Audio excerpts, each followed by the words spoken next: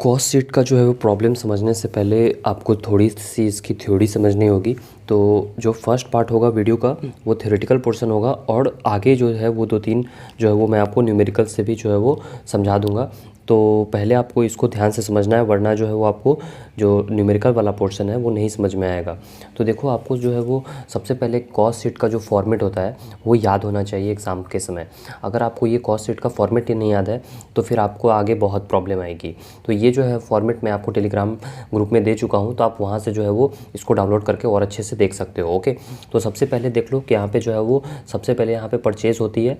Okay, तो ये आपको लिखना होता है। मीन्स सबसे पहले जो है वो आपको देखो कि ये कैसा कॉलम बनाना होगा। ओके, ये ऐसा कॉलम, और यहाँ पे जो है वो 3 कॉलम रहेंगे और ये ऐसे रो वाइज में हम लोग को जो भी परचेज़ हुई है या फिर जहाँ भी पैसा खर्च हुआ है वो हमें लिखना होगा। ओके, कॉस्ट शीट क्या होती है? किसी भी एक फॉर्म में जो खर्चा किया गया हुआ है, जैसे अगर आप कोई भी काम स्टार्ट कर रहे हो तो बहुत सारे खर्चे होंगे, तो उनको जो है वो एक बहुत ही प्रॉपर वे में अरेंज करने का जो तरीका होता है उसी कॉस्ट शीट का ऐड है। ओके, तो देखो यहाँ पे जो है वो सबसे पहले परचेजेस आपको लिखनी है। ओके, और ऐड करना है ओपनिंग स्टॉक। ओपनिंग स्टॉक हमेशा भी ऐड होगा, चाहे वो किसी भी चीज़ का हो, और क्लोजिंग स्टॉक हमेशा सब्ट्रैक्ट होता है। ओके, तो ये 3 चीज़ आपको समझ में आ गया।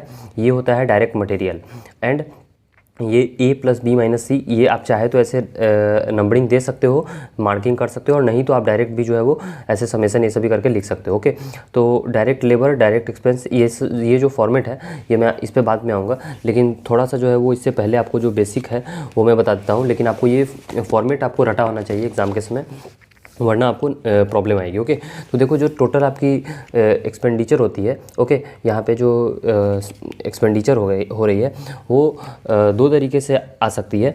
एक आ सकती है कि जैसे डायरेक्ट कॉस्ट में, और एक आती है इनडायरेक्ट कॉस्ट में। Okay, TC means total cost. तो डायरेक्ट कॉस्ट में जो है वो 3 तरीके की अलग कॉस्टिंग हो सकती है। एक हो सकती है आपकी डायरेक्ट एक्सपेंस, एक हो सकती है डायरेक्ट वेज, और एक हो सकती है आपकी डायरेक्ट मटेरियल। ओके, यहाँ पे जो है वो मटेरियल होगा यहाँ पे। Okay, so direct material, direct wage और डायरेक्ट एक्सपेंसेस, तो इन तीनों को जब समेसन करेंगे हम लोग, तो इस तीनों का समेसन को हम लोग बोलते हैं प्राइम कॉस्ट। ओके, तो वही जो है वो यहाँ पे आप जब फॉर्मेट देखोगे तो फॉर्मेट में ऊपर में यहाँ पे ये तीनों तो मटेरियल से रिलेटेड है। ओके, ये मटेरियल से रिलेटेड है, और यहाँ पे डायरेक्ट लेबर और direct expense. Direct labour means direct wage. Okay, तो कहीं भी अगर वेजेस के बारे में, डायरेक्ट वेजेस के बारे में बात किया जा रहा है तो वो आपका प्राइम कॉस्ट में ही ऐड होगा, और अगर आपको कहीं भी जो है वो इनडायरेक्ट वेजेस के बारे में बात किया जा रहा है तो वो ओवरहेड में ऐड होगा। ओके, सो आई होप कि आपको जो है वो प्राइम कॉस्ट कैसे लिखना है वो समझ में आ गया। तो ये जो फॉर्मेट है, इस फॉर्मेट के यहाँ तक मैंने आपको समझा दिया है कि कैसे जो है वो आपको क्या क्या चीज़ें ऐड करनी है। ओके, तो कहीं भी अगर डायरेक्ट एक्सपेंस लिखा हो, कहीं भी डायरेक्ट वेजेस लिखा हो, या फिर मटेरियल, रॉ मटेरियल, या फिर ओपनिंग स्टॉक, या फिर क्लोजिंग स्टॉक, तो ये सभी को आपको ऐसे लिखना है। ओके, और इसमें जो है वो क्लोजिंग स्टॉक सब्ट्रैक्ट होता है, और सब्ट्रैक्ट फॉर सपोज कि अगर 50,000 यहाँ पे क्लोजिंग स्टॉक है रुपीज़, तो यहाँ पे ब्रैकेट में आपको 50,000 लिखना होता है। ओके, एडिशन में तो सीधा आप लिख दोगे, लेकिन जो भी आपका सब्ट्रैक्शन में होता है उसको ब्रैकेट में हम लोग लिखते हैं। ओके, अब यहाँ तक बात हो गई। इसके बाद आती है फैक्ट्री ओवरहेड की। तो ये वाला जो है पोर्शन को आप देखो कि जो यहाँ पे इनडायरेक्ट है ओवरहेड कॉस्टें, ओवरहेड चार्जेस, तो ओवरहेड जो है वो हमारी बहुत सारी तरीक़ों में हो सकती है। एक हो सकती है मैन्युफैक्चरिंग में। ओके, एक हो सकती है एडमिनिस्ट्रेशन में, एक हो सकती है सेलिंग एंड डिस्ट्रीब्यूशन में, और कुछ जो है वो एक्स्ट्रा कॉस्ट भी हो सकती है। तो इसके बाद जस्ट प्राइम कॉस्ट के बाद जो है वो आपको क्या करना है, आपको मैन्युफैक्चरिंग कॉस्ट या फिर फैक्ट्री ओवरहेड कॉस्ट लिखना है। ओके, तो यहाँ पे जैसे फैक्ट्री ओवरहेड लिखा गया हुआ है, ये जो फॉर्मेट है इसमें फैक्ट्री ओवरहेड लिखा गया हुआ है प्राइम कॉस्ट के नीचे, तो आप जो है वो फैक्ट्री ओवरहेड का में ऐसे लिख देना। ओके, अब फैक्ट्री ओवरहेड में जो जो चीज़ें आएंगी वो सभी भी लिखना है आपको। ओके, तो उसका भी एग्जाम्पल मैं आपको प्रॉब्लम जब करूँगा तो वो बता दूँगा। जैसे सपोज करो कि ये एक प्रॉब्लम है, तो इसमें जो है वो फैक्ट्री ओवरहेड मैं आपको बता दूं क्या क्या है। तो जैसे ये जो factory rent, power and rates, power and power, ये सभी जो है वो फैक्ट्री में आ जाएगा। Depreciation of plant and machinery आ जाएगा। ओके, एंड इनडायरेक्ट वेजेस आ जाएगा। तो ऐसे ही जो है वो बहुत सारे एग्जांपल्स हो सकते हैं। जैसे इसमें अगर मैं दिखाऊं तो रिपेयर ऑफ मशीनरी आ जाएगा। ओके, आफ्टर दैट यहाँ पे आप देखोगे तो जो okay factory rent and rates आ जाएगा। तो इसी तरह जो है वो आपको चूज़ कर देखना होगा कि आखिर फैक्ट्री में क्या क्या खर्चे हो सकते हैं, ओके, और वही जो है वो आपको उसमें ऐड करना है।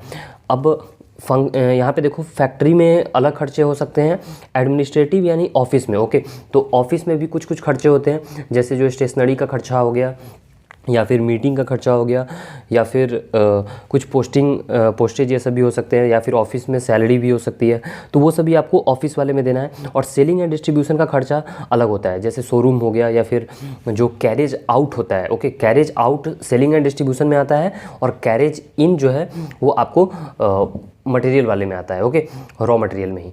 तो ये बात भी आपको ध्यान रखना है। ये सब भी मैं जो बातें बोल रहा हूँ अगर आपको नहीं समझ में आ रही है तो आप पीछे जाके एक बार फिर से इस सबको सुन के अच्छे से इसको याद कर ले, ओके। और जब तक इसका प्रॉब्लम नहीं करेंगे तब तक आपको जो है वो कॉन्फिडेंस नहीं आएगा कि इसके प्रॉब्लम कैसे सॉल्व करते हैं, ओके। सो अब देखो यहाँ पे हमारी जो है वो प्राइम कॉस्ट तक बात हो चुकी थी। अब जो है वो प्राइम कॉस्ट में ये सभी मैन्युफैक्चरिंग की कॉस्ट को ऐड कर देंगे तो फिर हमारा फैक्ट्री और वर्क कॉस्ट जो है वो टोटल बनता है। तो यहाँ पर जो है वो फैक्ट्री में फैक्ट्री की जो कॉस्ट आई थी, ओके, यहाँ पर प्राइम कॉस्ट आई थी, इसमें जो है वो फैक्ट्री ओवरहेड कॉस्ट हमने जोड़ दिया, तो फिर ग्रॉस फैक्ट्री कॉस्ट बन गया, ओके, ये वाला यहाँ तक पोर्शन। और इसमें जो है वो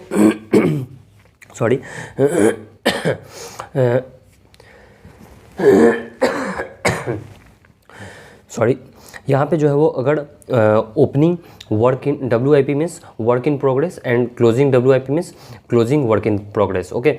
तो यहाँ पे भी जो है वो जो ओपनिंग होती है वो आपको ऐड करना होता है, और जो क्लोजिंग होती है वो लेस करना होता है। ये हो सकता है प्रॉब्लम में दिया हो या फिर ना भी दिया हो, तो अगर ये नहीं दिया रहेगा तो डायरेक्ट आपको जो है वो इस स्टेप पे स्किप कर जाना है, ओके। तो आप देखो कि यहाँ पे आपको फैक्ट्री और वर्क कॉस्ट के तक हम आ गए। इसके बाद जो है वो आती है ऑफिस एंड एडमिनिस्ट्रेशन ओवरहेड। तो यहाँ पर आप देखो कि जो इनडायरेक्ट चार्जेस थी, इनडायरेक्ट में हमने बात कर ली मैन्युफैक्चरिंग की, अब एडमिनिस्ट्रेटिव की बात करते हैं। तो एडमिनिस्ट्रेटिव की जो है वो अगर बात करो तो एडमिनिस्ट्रेटिव ओवरहेड चार्जेस में क्या क्या आ सकती है। फॉर सपोज़ कि देखो यहाँ पे जैसे ऑफिस रेंट एंड टैक्सेस हो गई, ओके, एंड आफ्टर दैट यहाँ पे अगर आप बात करो तो ऑफिस सैलरीज हो गई, okay, office rent and rates हो गई। तो ये सभी जो है वो क्या है आपके ऑफिस के खर्चे, जैसे प्रिंटिंग एंड स्टेशनरी हो गई, तो ये सभी चीज़ें ऑफिस में ही खर्च होती है, ओके। अगर आप यहाँ पे देखो कि मीटिंग की बात होगी, ओके, यहाँ पे मीटिंग एक्सपेंस, तो ये सभी कहाँ खर्च होते हैं, ये सभी जो है वो ऑफिस से ही मेनली रिलेटेड है। तो आपको एडमिनिस्ट्रेशन वाले में जो है वो पॉइंट को ऐड करना पड़ेगा, ओके। सो यहाँ पर जो है वो फैक्ट्री ओवरहेड के नीचे ये वाला आपको ऐसा हेडिंग देना है, और फिर आपको इसके नीचे ये सभी लिखने होंगे, ओके। एंड आफ्टर दैट जो है वो cost of production and office यहाँ पे आपको फाइनली लिख देना है। अब जो है वो इसके बाद ये हो सकता है एग्ज़ाम में दिया हो या फिर ना दिया हो प्रॉब्लम में, ओपनिंग फिनिश्ड स्टॉक या फिर क्लोज फिनिश्ड स्टॉक, तो ये ओपनिंग वाला फिर से ऐड होगा, क्लोजिंग वाला लेस होगा, okay. And after that again आपको जो है वो समेशन करनी है cost of goods solds, and finally जो है वो सेलिंग एंड डिस्ट्रीब्यूशन ओवरहेड। तो सेलिंग एंड डिस्ट्रीब्यूशन ओवरहेड में क्या क्या आती है वो देखो आपकी बात करते हैं। तो यहाँ पे जो सेलिंग एंड डिस्ट्रीब्यूशन ओवरहेड है, तो वो सेलिंग एंड डिस्ट्रीब्यूशन ओवरहेड आपका क्या हो सकता है कि यहाँ पे आप देखो कि जैसे एडवर्टाइजिंग हो गई, तो ये जो है वो सेलिंग डिपार्टमेंट का काम होता है कि पैसे कितने जो है वो एडवर्टाइजमेंट पे खर्च करेंगे। कैरेज आउटवर्ड मीन्स कोई भी अगर जो माल है वो बाहर जा रहा है तो उसको भेजने में भी तो पैसे लगते हैं, तो उसके लिए जो है वो भी सेलिंग एंड डिस्ट्रीब्यूशन में आपका आ जाएगा। एंड आफ्टर दैट जो है वो अगर डिस्काउंट अलाउ करते हैं तो डिस्काउंट अलाउड भी जो है वो आपका सेलिंग एंड डिस्ट्रीब्यूशन में आएगा, ओके। एंड आई होप कि कुछ टिप्स मैंने आपको दिए इसमें कि सेलिंग एंड डिस्ट्रीब्यूशन में आप क्या क्या ऐड कर सकते हो। तो ओके,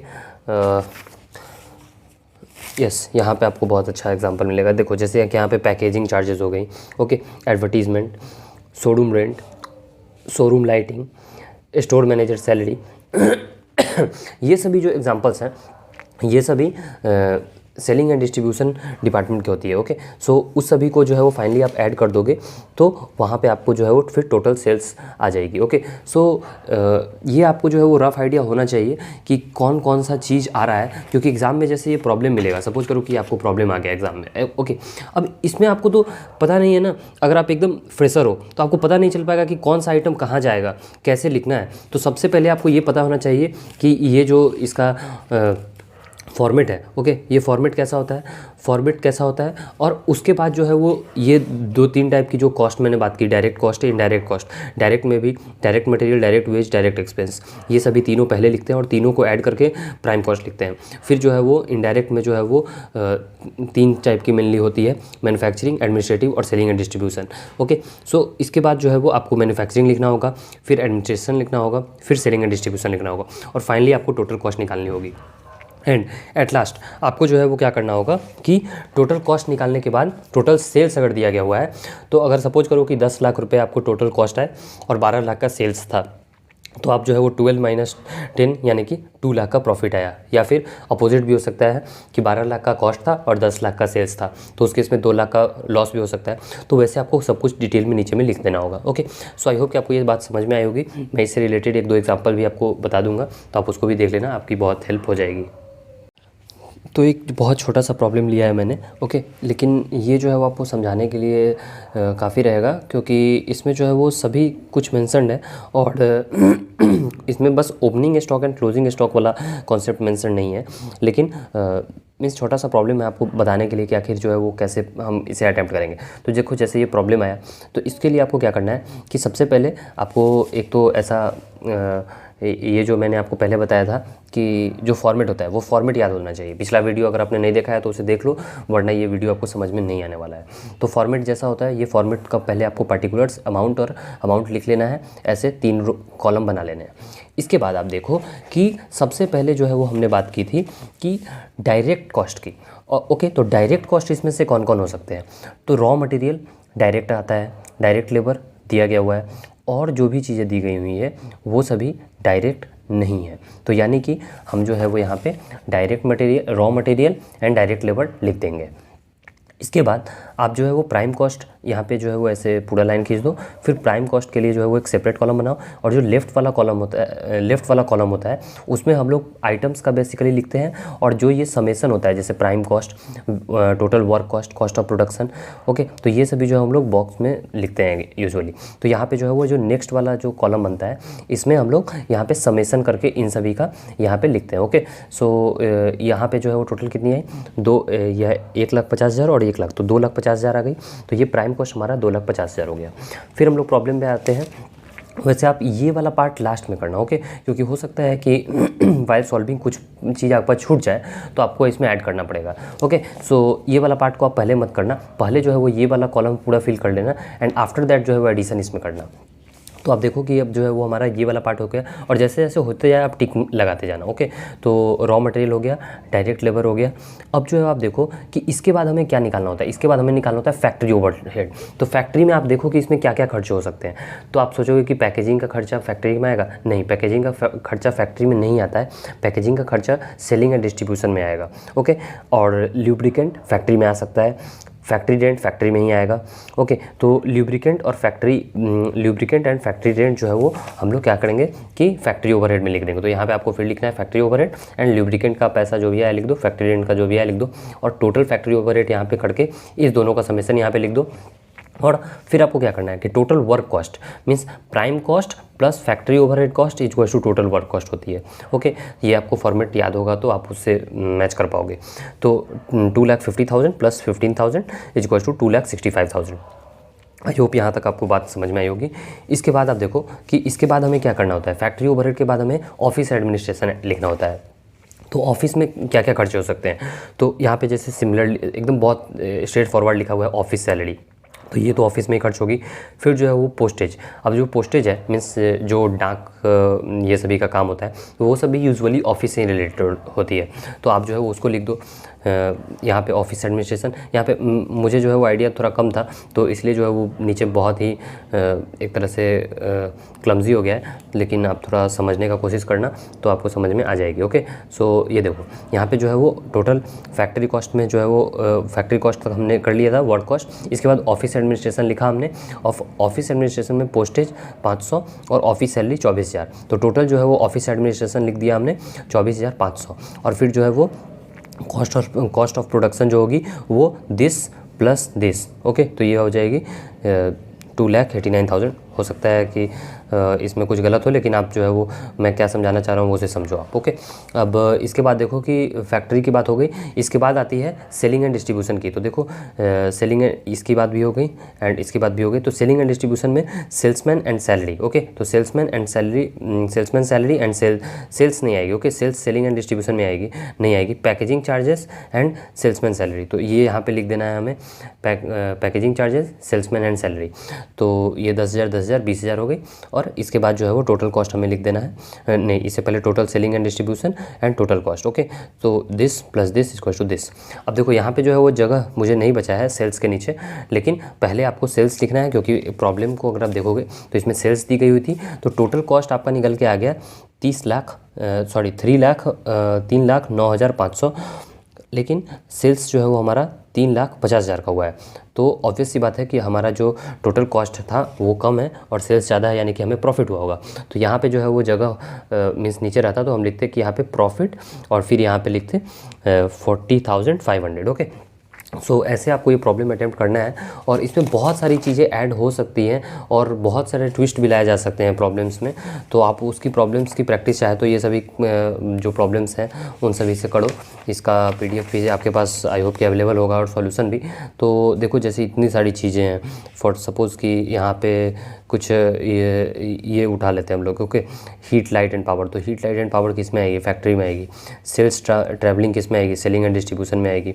ये देखो सेल्स का जो भी चीज़ें दी गई हुई है ये सभी जो है वो सेलिंग एंड डिस्ट्रीब्यूशन में आएगा। ओके, अब इंटरेस्ट ऑन बोरोड फंड, कुछ चीज़ें नहीं होती हैं, जैसे आपको कंफ्यूज करने के लिए भी दिया जा सकता है। तो वो सभी चीज़ें आपको जो है वो नहीं लिखनी है, मीन्स आपको वो सभी चीज़ें छोड़ देनी है। फॉर सपोज़ कि डेबिटर्स क्रेडिटर्स, यहाँ पे देखो डेबिटर्स लिखा हुआ है, क्रेडिटर्स एंड डेबिटर्स, तो ये सभी जो है वो आपको कहीं भी नहीं लिखना है। तो ये चीज़ आपको एज इट इज़ छोड़ देनी है। ओके, सो एक इसके बाद और भी मैं प्रॉब्लम बता दूंगा।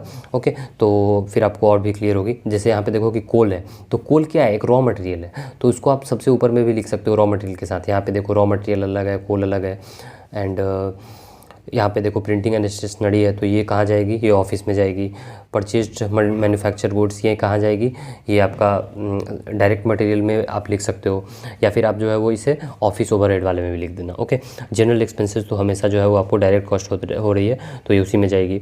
सो आई होप कि आपको जो है जब तक प्रॉब्लम नहीं करोगे तो और अच्छे से क्लियर नहीं होगा, लेकिन मैं आपको बहुत छोटे से प्रॉब्लम से समझा पाया कि कैसे आपको बनाना है कॉस्ट शीट। इसके बाद जो है वो और छोटे छोटे प्रॉब्लम मैं ले लूँगा ताकि आपको और क्लियर हो जाए।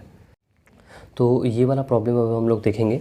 तो देखो इसमें जो है वो क्या करना है कि हमें सिर्फ वर्क ओवरहेड निकालना है। ओके, तो वर्क ओवरहेड निकालने में का मतलब क्या है कि हमें सिर्फ फैक्ट्री की जो ओवरहेड चार्जेस है वो वहाँ तक निकालनी है। ओके, तो इसमें तो बहुत कुछ दे दी गई है, तो वही आपको सेग्रीगेट करने आना चाहिए कि कौन सा आइटम फैक्ट्री ओवरहेड में जाएगा और कौन सा आइटम जो है वो फैक्ट्री में नहीं जाएगा, सेलिंग एंड डिस्ट्रीब्यूशन में जाएगा या फिर ऑफिस में जाएगा। तो वो सभी आपको सेग्रीगेट करने आना चाहिए। ओके, तो देखो जैसे कि ये तो मैंने आपको जनरल जो है वो फॉर्मेट बताया हुआ है कि जनरल फॉर्मेट कैसे लिखते हैं। पहले पर्टिकुलर्स लिखना है, फिर अमाउंट लिखना है, फिर अमाउंट लिखना है। ओके, एंड आफ्टर दैट देखो कि डायरेक्ट मटेरियल, डायरेक्ट वेजेस, ये दोनों जो है वो क्या है? ये दोनों तो direct material and wages direct cost में आती हैं। ओके, तो ये पहले मैंने लिख दिया। फिर जो है वो प्राइम कॉस्ट, इन दोनों का समेसन लिख दिया। फिर फैक्ट्री ओवरहेड यहाँ पे लिखना है। तो फैक्ट्री ओवरहेड में क्या क्या चीज़ें आती हैं? तो जैसे कि indirect material, okay, indirect wages. इसके बाद आप देखोगे कि फैक्ट्री की रेंट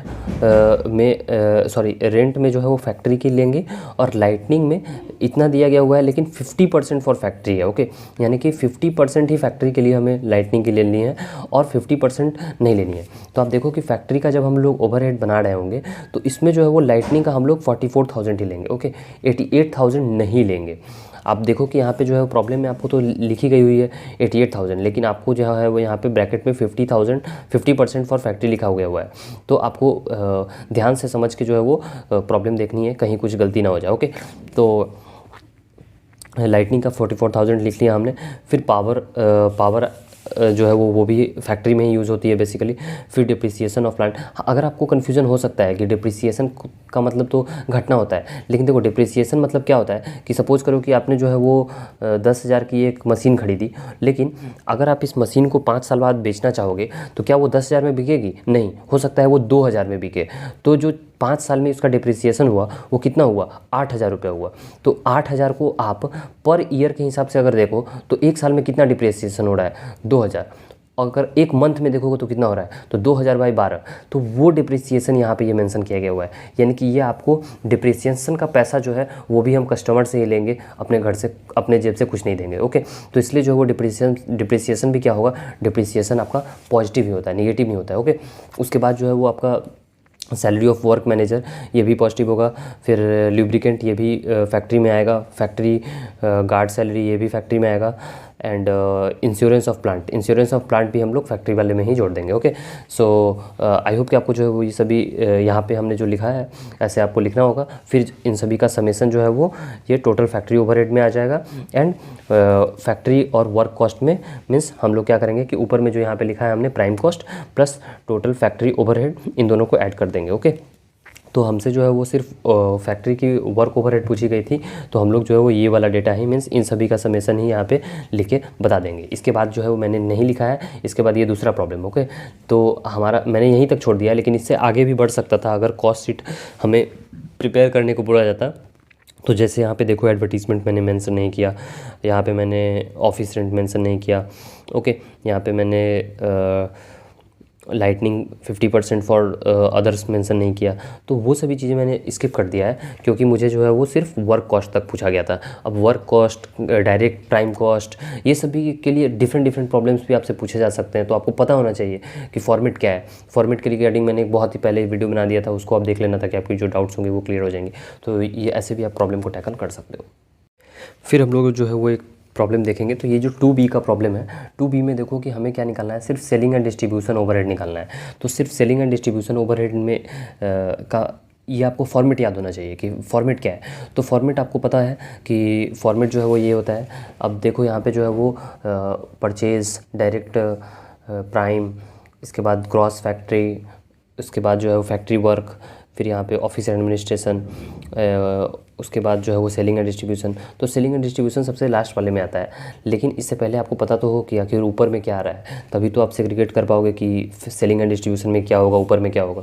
ओके, सो बेटर होगा कि ऐसे प्रॉब्लम में आप क्या करो कि पूरा जो है वो प्रॉब्लम को ही सॉल्व कर दो। ओके, तो अगर आपके पास टाइम है तो पूरा प्रॉब्लम सॉल्व कर दो, अगर सिर्फ टाइम नहीं है तो बस आप सेलिंग एंड डिस्ट्रीब्यूशन वाले चीज़ों को टिक करके और ऐसे कॉलम बना के लिख देना। ओके, मीन्स अगर आप बहुत शॉर्ट में करना चाहते हो, मीन्स इस प्रॉब्लम को अगर आप शॉर्ट में भी करना चाहते हो तो आप जो है वो सिर्फ यहाँ तक इस पार्ट को जो है वो कर दोगे अगर इतना। ओके, तो भी आपकी हो जाएगी काम, इतना में भी आपका काम चल जाएगा, सेलिंग एंड डिस्ट्रीब्यूशन से लेके यहाँ तक। ओके, जो पेन और इसके बीच में। लेकिन वो जो है वो आपको थोड़ा सा प्रॉब्लम भी हो सकता है अगर एग्जामिनर जो है वो चाह रहे होंगे कि आप पूरा कॉस्ट शीट प्रिपेयर करें, लेकिन अगर आपने वो नहीं किया तो फिर शायद मार्क्स कम मिले। और यहाँ पे आप देखो कि 8 मार्क्स का है, तो उस केस में आप जो है वो पूरा कॉस्ट शीट ही बना देना। ओके, तो मार्क्स के हिसाब से भी आपको काम करना चाहिए। अब देखो यहाँ पे जो है वो देखो कि आप जो है वो डायरेक्ट कॉस्ट जो है वो कहीं पे है ही नहीं मेंशन, डायरेक्ट कॉस्ट नहीं है, डायरेक्ट मटेरियल नहीं है, डायरेक्ट वेजेस नहीं है। तो जो फर्स्ट वाला पार्ट है वो हमारा एम्प्टी रह जाएगा। मैंने जो है वो कुछ गलती कर दी थी, मीटिंग एक्सपेंस को मैंने यहाँ पे लिख दिया था, तो इस वजह से मुझे इरेज करना पड़ा, लेकिन फिर जो है मैंने इसे बीच में एडजस्ट कर दिया। ओके, तो देखो जैसे यहाँ पे अब फैक्ट्री की जो चीज़ें हैं उसको फैक्ट्री में डाल देंगे, जैसे पावर एंड फ्यूल। उसके बाद यहाँ पे आप देखो कि okay, power and fuel and factory overhead. Okay, power and fuel ही है सिर्फ इसमें। तो फैक्ट्री में जो है वो पावर एंड फ्यूल आ गई। फिर जो है वो ऑफिस एंड एडमिनिस्ट्रेशन की बात करें तो ऑफिस एंड एडमिनिस्ट्रेशन में आप देखोगे तो यहाँ पे office rent. Okay, office rent जो है वो ऑफिस एंड एडमिनिस्ट्रेशन में आ जाएगी।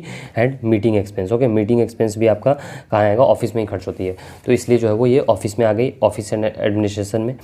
सो ये दोनों लिख दिया मैंने, फिर इस दोनों को ऐड कर दिया। और ये जो आया था ऊपर में फैक्ट्री का, यहाँ पे 10,000 होगा। ओके, ये 10,000 ही होगा, 20,000 नहीं होगा। तो थोड़ा सा जो है वो कैलकुलेशन में फिर आप अकॉर्डिंगली देखते रहो कि अब जो है वो चेंज हो जाएगी। ओके, सो इसके बाद जो है वो कॉस्ट ऑफ प्रोडक्शन आप इसको ऐड कर दो, 10,000 प्लस 1,49,000, तो ये 1,59,000 ऐसे आ गई। इसके बाद जो है वो सेलिंग एंड डिस्ट्रीब्यूशन की बात करें तो सेलिंग एंड डिस्ट्रीब्यूशन में हमारी सेल्समैन ओके, सेल्समैन की आ जाएगी, फिर पैकेजिंग चार्जेस आ जाएगी, showroom rent, carriage out ward, उसके बाद showroom lighting, store manager salary, ये सभी जो है वो यहाँ पे सेलिंग एंड डिस्ट्रीब्यूशन में आएगी। तो ये सभी आपको लिख देना है और फिर इसका समेशन भी कर देना है टोटल सेलिंग एंड डिस्ट्रीब्यूशन के लिए। तो ये आ गया। अब जो टोटल कॉस्ट है that will be this plus this, तो ये हमारा ये निकल के आ रहा है। तो लेकिन total selling and distribution overhead की बात करें तो वो हमारा सिर्फ इन्हीं सभी का सम होगा। ओके, तो ये हमारी कितनी है, ये अराउंड जो है वो आपका 15,11,000 है। ओके, मुझे यहाँ पे थोड़ा डाउट हो रहा था क्योंकि आप इसको देखो तो 3 डिजिट के बाद यूजुअली कॉमा होता है, यहाँ 4 डिजिट के बाद था। लेकिन ठीक है, जैसा दिया गया हुआ है एग्ज़ाम में वैसा ही लिख देंगे, ज़्यादा अपना दिमाग नहीं लगाएंगे। ओके, सो कुछ एग्जांपल्स मैंने बताए, और भी आप चाहे तो एग्जांपल्स ये सभी कर सकते हो। ऐसा वाला कॉस्ट शीट आपके पास होगा, इसमें जो है वो 10 प्रॉब्लम है, इसमें नंबर 6 तक आप कर लोगे मिनिमम, तो आपके जो है आपके लिए बेनिफिशियल रहेगा। ओके।